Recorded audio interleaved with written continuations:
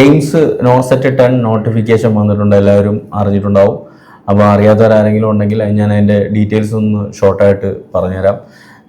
അത് പറയുന്നതിന് മുമ്പ് നിങ്ങളൊന്ന് ആത്മാർത്ഥമായിട്ട് ശ്രമിച്ചു കഴിഞ്ഞാൽ, ആത്മാർത്ഥമായിട്ട് പഠിച്ചു കഴിഞ്ഞാൽ നമുക്ക് നല്ലൊരു സാലറിയും മറ്റു ആനുകൂല്യങ്ങളും ഒക്കെ ഉള്ള ഒരു സെൻട്രൽ ഗവൺമെൻറ് ജോലി നേടിയെടുക്കാൻ സാധിക്കും.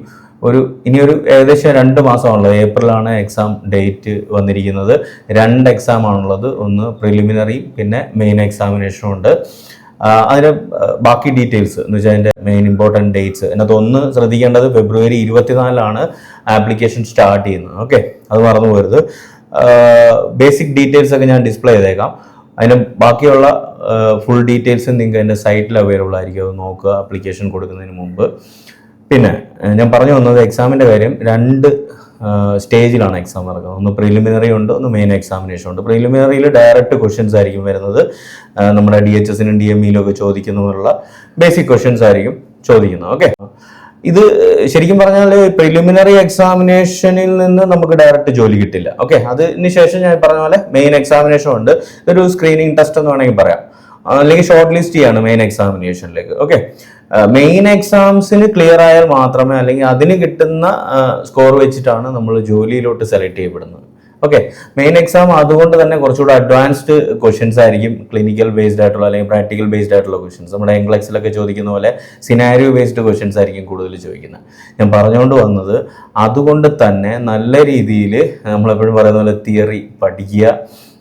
വളരെ ബേസിക് ഇട്ട് തന്നെ എല്ലാ സബ്ജക്ട്സിനും ഇമ്പോർട്ടൻസ് കൊടുത്തുകൊണ്ട് നഴ്സിംഗിന് നമ്മൾ പഠിച്ചിട്ടുള്ള എല്ലാ സബ്ജക്ട്സും, മെയിൻ സബ്ജക്ട്സ് ആയ മെഡ്സർജും OBGയും സൈക്യാട്രിയും പീഡിയാട്രിക്സും അനാട്ടമി, അതോടൊപ്പം സോഷ്യോളജി, സൈക്കോളജി, മൈക്രോളജി, ഇങ്ങനെയുള്ള എല്ലാ സബ്ജക്ട്സിനും ഇമ്പോർട്ടൻസ് കൊടുത്തുകൊണ്ട് നന്നായിട്ട് തിയറി പഠിക്കുക.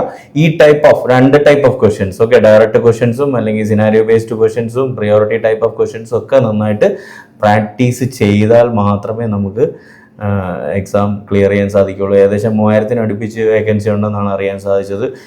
നന്നായിട്ടൊന്ന് എഫേർട്ട് ഇട്ട് കഴിഞ്ഞാൽ ജോലി കിട്ടും, അത് ഉറപ്പാണ്. ഓക്കെ, പിന്നെ നമുക്ക് എന്താ പറയുക, ക്ലാസ്സുകൾ അവൈലബിൾ ആണ് ഇതിന് വേണ്ടിയിട്ട്. റെഗുലർ ക്ലാസ്സസ് ഉണ്ട്, ഏത് സമയം അറ്റൻഡ് ചെയ്യാവുന്ന രീതിയിലുള്ള റെഗുലർ ക്ലാസ്സസ്. അതിനകത്ത് തിയറി വരുന്നുണ്ട്, ഈ പറഞ്ഞ സബ്ജക്ട്സ് എല്ലാം ഉൾപ്പെടുത്തിക്കൊണ്ട്. അതുകൂടാതെ ക്വസ്റ്റ്യൻ ഡിസ്കഷനും പ്രാക്ടീസ് ചെയ്യാനുള്ള ക്വസ്റ്റ്യൻസും ഉണ്ട്. 2 ടൈപ്പ് ഓഫ് ക്വസ്റ്റ്യൻസും നിങ്ങൾക്ക് അവൈലബിൾ ആയിരിക്കും, ലൈക്ക് സിനാരിയോ ബേസ്ഡ് ക്വസ്റ്റ്യൻസും ഡയറക്റ്റ് ക്വസ്റ്റ്യൻസും. ഏകദേശം 13,000 അടുപ്പിച്ച് ക്വസ്റ്റ്യൻസ് നിങ്ങൾക്ക് ഇതിൻ്റെ കൂട്ടത്തിൽ കിട്ടുന്നതാണ്. അതുകൂടാതെ നമ്മളൊരു ലൈവ് ബാച്ച് ക്രാഷ് കോഴ്സ് ഈ ഫെബ്രുവരി 25 സ്റ്റാർട്ട് ചെയ്യുന്നുണ്ട്. ക്രാഷ് കോഴ്സും ഈ പറഞ്ഞ പോലെ ഏത് സമയത്തും അറ്റൻഡ് ചെയ്യാവുന്ന രീതിയിൽ ആപ്പിലും അവൈലബിൾ ആണ്. അപ്പോൾ കൂടുതൽ ഡീറ്റെയിൽസ് അറിയാൻ വേണ്ടിയിട്ട് ഞാൻ കൊടുത്തിട്ടുള്ള നമ്പറിൽ കോൺടാക്ട് ചെയ്യാം.